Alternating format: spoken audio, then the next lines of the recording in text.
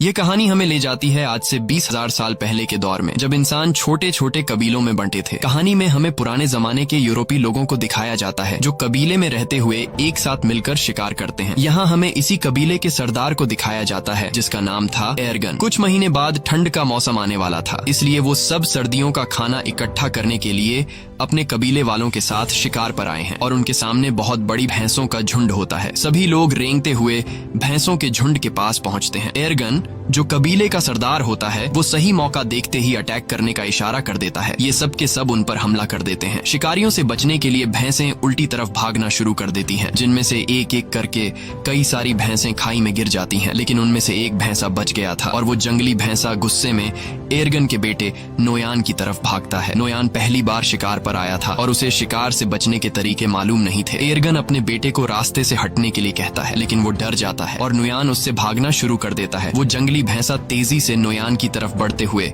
उसे अपने सींग में उठा लेता है और खाई की तरफ भागना शुरू कर देता है। एर्गन जो उस कबीले का सरदार है वो देखकर अपने बेटे को बचाने के लिए भैंसे पर भाला फेंकता है। भैंसे को भाला लग जाता है, लेकिन घायल होने के बाद भी वो नोयान को नहीं छोड़ता और नोयान को खाई से ऊपर उछाल देता है। और यहाँ से कहानी जाती है फ्लैशबैक में, यानी कि एक हफ्ता पहले, जहाँ पर हम देखते हैं कि कबीले के लोग शिकार की तैयारी कर रहे हैं। वो पत्थरों से अलग अलग तरह के नुकीले हथियार बना रहे थे। ये सिर्फ तैयारी नहीं थी, बल्कि नए लोगों को शिकार में हिस्सा लेने के लिए इस तरह के पत्थर बनाने पड़ते थे। जो सबसे तेज और नुकीला हथियार बनाएगा उसे शिकार के लिए सिलेक्ट कर दिया जाएगा। इस प्रतियोगिता में एर्गन का बेटा नोयान भी पास हो जाता है। उसी रात को नोयान की माँ एर्गन से कहती है, नोयान को अपने साथ शिकार पर मत ले जाओ, वो अभी बच्चा है। मैं उससे बहुत प्यार करती हूँ और उसे खोना नहीं चाहती। एर्गन कहता है, सर्दियाँ आने वाली हैं और साल के इस वक्त में सभी शिकार करने के लिए जाते हैं। अगर हम शिकार पर नहीं गए तो हम सर्दियों में भूख से मर जाएंगे और नोयान को खुद को साबित करना होगा कि वो मेरा बेटा है। अगली सुबह सभी कबीले वाले शिकार के लिए निकल रहे होते हैं, लेकिन नोयान की माँ नोयान के लिए बेचैन हो रही थी कि कहीं मेरे बेटे को कुछ हो न जाए। लेकिन एर्गन उसे तसल्ली देता है, तुम परेशान मत हो, नोयान को कुछ नहीं होगा। और वे सब शिकार पर निकल जाते हैं। थोड़ी दूर आगे जाने के बाद यहाँ पर एक दूसरा कबीला भी आता है जो उन्हीं की तरह शिकार करने के लिए निकला है ताकि सर्दियों के लिए खाना इकट्ठा कर सके। बहुत लंबा सफर तय करने के बाद वो सब एक पत्थर के ढांचे तक पहुँचते हैं जो कभी उनके पूर्वजों ने बनाया था। ये सफर बहुत खतरनाक होता है। इस सफर में उनके कई पूर्वजों ने अपनी जान गंवाई है, इसीलिए उन्होंने पूर्वजों की याद में यह पत्थर का ढांचा बनाया होता है। आगे चलने के बाद उन्हें एक जंगली सूअर दिखता है जिसे वो भाले से घायल कर देते हैं। एर्गन अपने बेटे नोयान से कहता है कि तुम इसे मारोगे, लेकिन नोयान ने पहले कभी शिकार नहीं किया था। वो इसे देखकर घबरा जाता है और नोयान उसकी जान नहीं लेता, इसलिए एर्गन उसके हाथ से पत्थर का खंजर छीनकर जंगली सुअर को मार देता है। और उसके बाद एर्गन अपने बेटे से कहता है, तुम इतने कायर निकलोगे, ऐसा मैंने कभी नहीं सोचा था। यहाँ सिर्फ ताकतवर जिंदा रह सकते हैं, यही जंगल का कानून है। रात के अंधेरे में जब ये सब अपने शिकार को खा रहे होते हैं, तभी कुछ अजीब सी आवाजें सुनाई देने लगती हैं, जिससे एर्गन सभी को होशियार रहने को कहता है। तभी वहाँ अचानक एक शेर आता है और उनमें से एक लड़के को उठाकर ले जाता है। अगली सुबह वो उस लड़के की याद में एक छोटी सी समाधि बनाते हैं और शिकार की तलाश में आगे का सफर तय करते हैं। लेकिन कई मीलों का सफर तय करने के बाद भी उन्हें कोई शिकार नहीं मिलता। पूरा दिन चलने के बाद रात को ये सब एक गुफा में रहने का फैसला करते हैं, जहाँ एर्गन अपने बेटे नोयान के हाथ में तारों के कुछ टैटू बनाता है और उसे बताता है कि ये तारे तुम्हें रात को आसमान में दिखेंगे और जब तक उनका पीछा करोगे तो वापस अपने घर पहुंच जाओगे। दरअसल ये एक तरह का नक्शा है कि उनका घर किस तरफ है, यानी अगर कोई शिकार के दौरान भटक जाए तो वो इस नक्शे का सहारा लेते हुए अपने घर वापस पहुंच सकता है। सुबह होने के बाद एक बार फिर से ये शिकार की तलाश में निकल पड़ते हैं और तभी उन्हें जंगली भैंसों के पैरों के निशान दिखते हैं, जिसे देखकर सब खुश हो जाते हैं। अब ये जंगली भैंसों का शिकार करना शुरू करते हैं और यहाँ वो सीन आता है जब एक जंगली भैंसे ने नोयान को पहाड़ी से उछाल दिया था। कहानी वापस प्रेजेंट में आती है, जहाँ दिखाया जाता है कि जब नोयान को चट्टान से उछाला गया तो वो नीचे जा गिरा, लेकिन वो चट्टानों के बीच एक पत्थर को पकड़कर लटक जाता है। एर्गन जल्दी से वहाँ पहुँच जाता है और अपने बेटे से कहता है, हिम्मत मत हारना, मैं तुम्हें बचा लूंगा। लेकिन तभी वो पत्थर टूट जाता है जिसे पकड़कर नोयान लटका हुआ होता है। नोयान चट्टानों से टकराता हुआ नीचे गिरता है और चट्टानों के बीच में बने हुए एक छोटे से रास्ते में जा गिरता है। एर्गन अपने बेटे को बचाने के लिए जाना चाहता है, लेकिन उसके कबीले वाले लोग उसे रोक लेते हैं। वो कहते हैं, अब यहाँ से नीचे जाने का कोई रास्ता नहीं है। तुम्हारा बेटा अब इस दुनिया में नहीं रहा। हम तुम्हें खोना नहीं चाहते। तुम हमारे कबीले के सरदार हो। तुम्हारी जिम्मेदारी है कि तुम हम सब की हिफाजत करो और हमें वापस घर ले चलो। लेकिन एर्गन किसी की भी बात को मानने को तैयार नहीं था। वो पूरी रात उसी चट्टान के किनारे बैठकर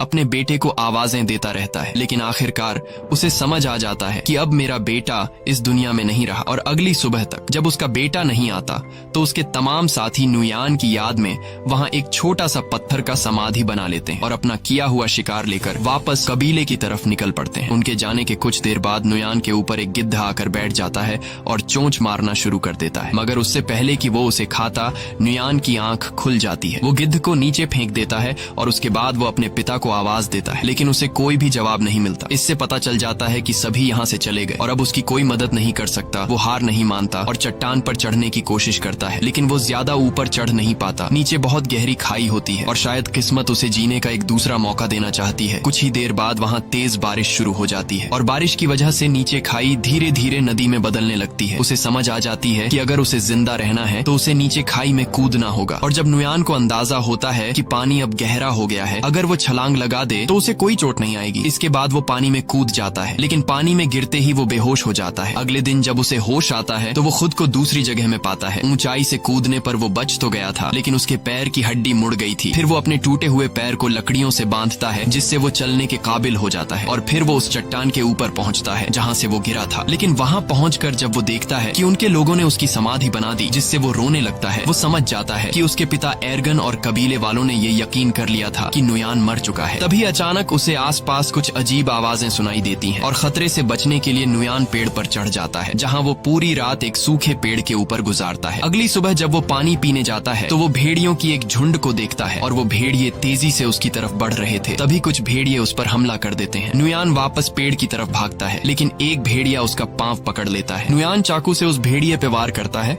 जिससे वो भेड़िया जख्मी होकर नीचे गिर जाता है और नुयान जल्दी से पेड़ पर चढ़ जाता है। सारी रात भेड़िए नीचे उसका इंतजार करते हैं, लेकिन जब सुबह होती है तो सब भेड़िए जा चुके होते हैं। सिर्फ वही जख्मी भेड़िया वहाँ पर मौजूद होता है जिसे कल उसने चाकू से मारा था। नुयान सबसे पहले अपने चाकू से अपने लिए एक भाला बनाता है और भेड़िए को मारने जाता है, लेकिन जख्मी भेड़िए को मारते वक्त उसे रहम आ जाता है और वो उसे मारने का इरादा बदल देता है। इसके बाद वो पहले उसके मुंह को पट्टी से बांध लेता है और फिर उसे उठाकर उस गुफा में ले जाता है जहां वो अपने कबीले के साथ एक रात ठहरा था। अगली सुबह उठकर वह जड़ी बूटी ढूंढने निकल पड़ता है और फिर उन जड़ी बूटियों को पीसकर अपने पैर पर लगाता है। इसी बीच जब वह पानी पी रहा होता है तो वह देखता है कि भेड़िया अपने मुंह पर बंधी रस्सी को खोल चुका है। ये देखकर पहले तो वह घबरा जाता है, लेकिन फिर नुयान आराम से उसे पानी देने जाता है। भेड़िया उसे अपने पास आता देखकर डर जाता है, लेकिन नुयान कहता है, मैं तुम्हें कुछ नहीं कहूंगा, मैं तुम्हारी जान बचाना चाहता हूँ। जिसके बाद भेड़िया पानी पी लेता है। अब भेड़िए को भी समझ आ जाता है कि मुझे इससे कोई खतरा नहीं है। नुयान ने जो जड़ी बूटी अपने पैर के लिए तैयार की थी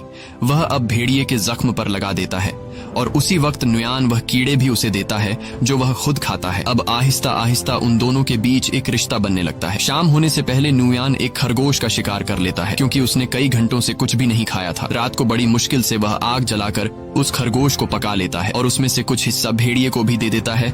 ये दोनों बुरी तरह से घायल होते हैं, इसीलिए कुछ दिनों तक उसी गुफा में रहते हैं। एक रात नुयान अपने हाथ के टैटूज को देखता है जो उसके पिता एर्गन ने बनाए थे और उन सितारों को आसमान में देखता है। वह कहता है, मुझे घर जाना होगा अपने माँ बाप से मिलने। और नुयान भेड़िए से कहता है कि तुम्हें भी अपने झुंड की तरफ लौटना चाहिए। अगली सुबह वह सफर के लिए तैयार हो जाता है। वह भेड़िए से कहता है, तुम भी अपने घर चले जाओ उससे पहले कि बर्फ पड़ने लगे। और वह वहाँ से निकल पड़ता है, लेकिन वह देखता है कि भेड़िया, जिसका नाम उसने अल्फा रखा है, वह उसके पीछे पीछे चलता आ रहा है। काफी दूर जाने के बाद भी वह भेड़िया उसका पीछा करता है। नुयान कई बार अल्फा को भगाने की कोशिश करता है, लेकिन वह पीछा नहीं छोड़ता। असल में भेड़िए को नुयान के साथ लगाव हो चुका था, क्योंकि नुयान ने उसकी जान बचाई। उसी वक्त अल्फा एक सुअर देखता है। वह उसका शिकार करने की कोशिश करता है, लेकिन कामयाब नहीं होता। नुयान समझ जाता है कि भेड़िया भूखा है। उसे वह खाना दे देता है जो खुद के लिए जमा किया था। ये पहली बार था कि अल्फा ने नुयान के हाथों से खाना खाया। अब ये दोनों दोस्त बन चुके हैं। उसके बाद अल्फा एक खरगोश का शिकार करता है जो ये दोनों मिलकर खाते हैं और रात को एक साथ सो जाते हैं। अगली सुबह अल्फा नुयान का मुंह चाट कर उसे जगाता है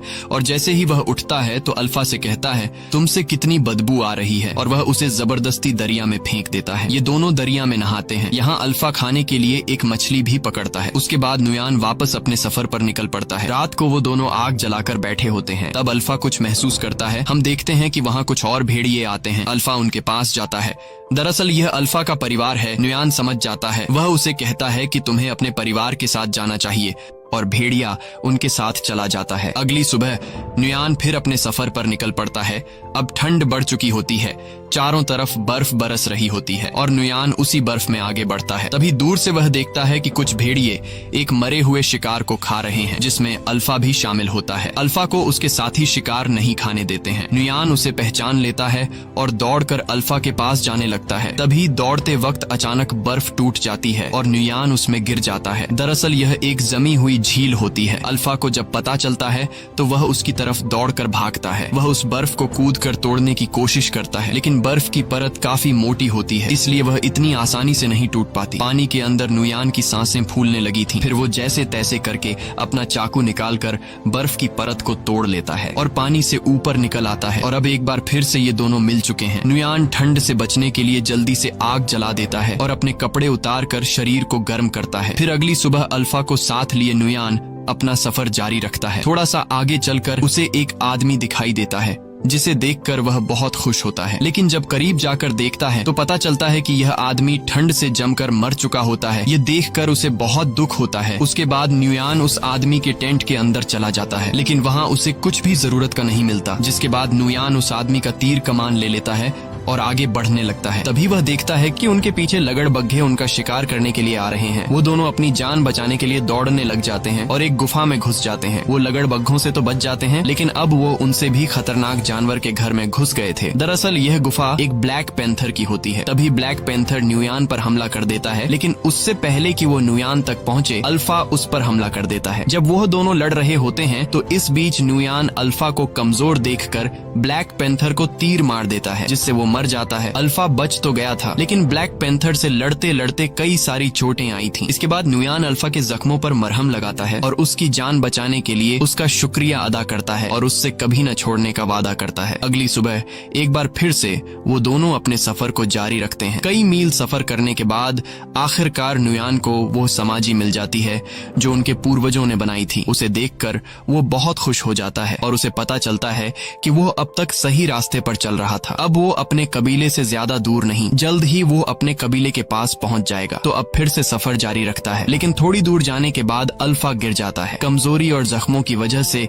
वो अब चलने के काबिल नहीं था। नुयान बिना टाइम जाया किए अल्फा को अपनी गोद में उठाकर कबीले की तरफ बढ़ने लगता है। बर्फीला तूफान बहुत तेज था और कई हफ्तों से नुयान सफर कर रहा था, इसीलिए अब उसे आगे सफर करने में बहुत मुश्किल पड़ रही थी। लेकिन वो हिम्मत नहीं हारता और आहिस्ता आहिस्ता कबीले की तरफ बढ़ता है। एक जगह पहुंचने के बाद उसे दूर से अपना कबीला दिखाई देने लगता है। इस दौरान उसके पिता को भी पता चल जाता है कि दूर से कोई आ रहा है। इतने दिनों बाद अपने घर को देखकर उसकी खुशी का कोई ठिकाना नहीं था। उसके बाद जैसे तैसे करके वो अपने कबीले तक पहुंच जाता है और वहीं पर गिर जाता है। नुयान को देखकर उसके माता पिता दौड़ कर आते हैं। उसे देखकर उन दोनों को यकीन नहीं होता कि ये हमारा बेटा है। वो दोनों मान चुके थे कि हमारा बेटा मर चुका है, लेकिन अब उसे जिंदा देखकर वो बहुत ज्यादा खुश हो जाते हैं। फिर नुयान अपने पिता से कहता है कि अल्फा को बचा लीजिए। यह कहकर नुयान बेहोश हो जाता है। कुछ घंटे बाद जब उसकी आंख खुलती है तो वो अपने घर में होता है। उसके माता पिता और कबीले के लोग चारों तरफ बैठे हुए होते हैं और अल्फा भी उसके पास में ही लेटा हुआ था। लेकिन यहाँ उन्हें पता चलता है कि अल्फा ने कुछ बच्चों को जन्म दिया है। ये देखकर नुयान चौंक जाता है। यानी अल्फा एक भेड़िया थी और प्रेग्नेंट होने के बावजूद अल्फा ने सफर पर नुयान का